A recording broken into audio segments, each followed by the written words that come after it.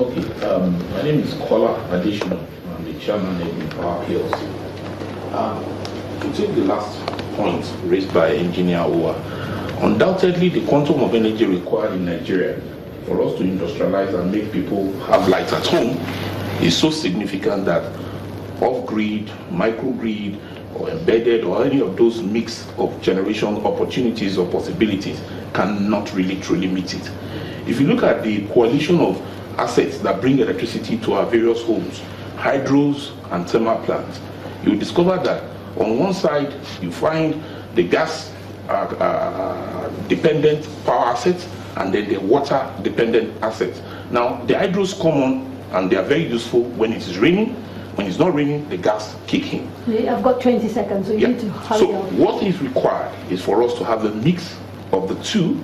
However, we pay more attention. A mix of all the energy opportunities available is what we should use. However, far more important to me is the fact that a plant like Egme Power Plant today can generate 1,100 megawatts to the system.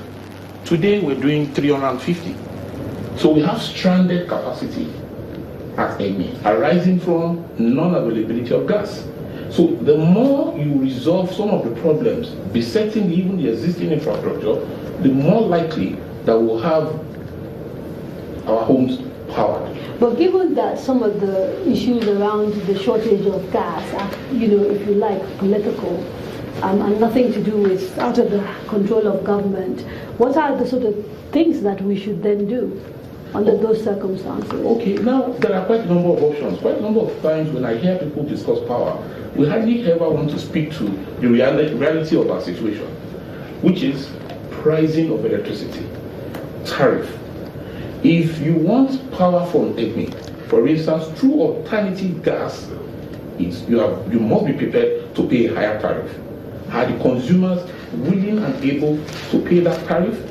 I'm currently sourcing gas elsewhere with a program that is expectedly going to come on stream before the year end.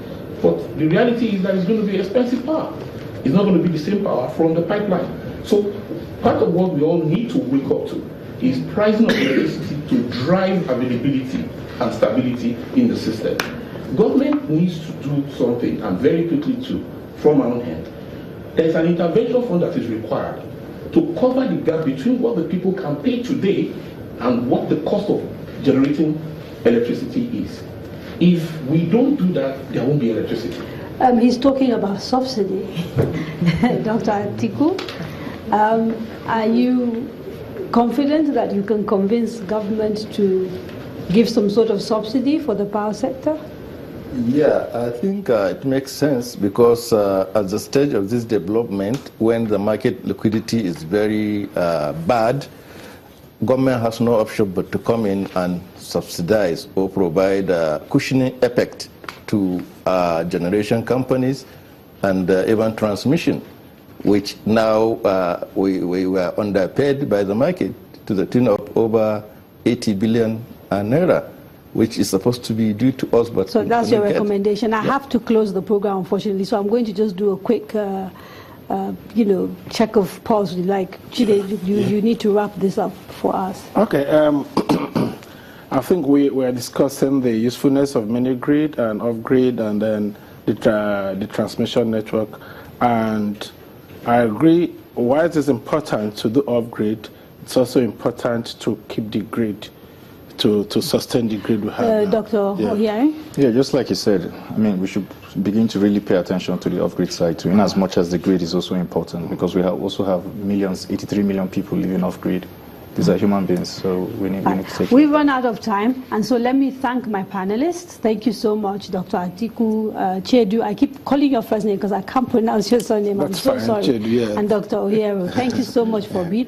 And of course, the studio audience, all the people who took the trouble to come and talk to us and to try and explain this complicated part of the power structure in the country to our audience. Thank you so much for coming. I'd like you to Join us in the next edition of the Crux, which is also the third and final one on the Power Series. At that particular program, we'll be looking at off-grid electricity, I will be looking at renewables, and ask if perhaps these hold the key to solving our perennial electricity problem. Join us. Until then, on behalf of Channels Television, Enough is Enough, and DM Media, I'm Kadria Ahmed, wishing you a good evening.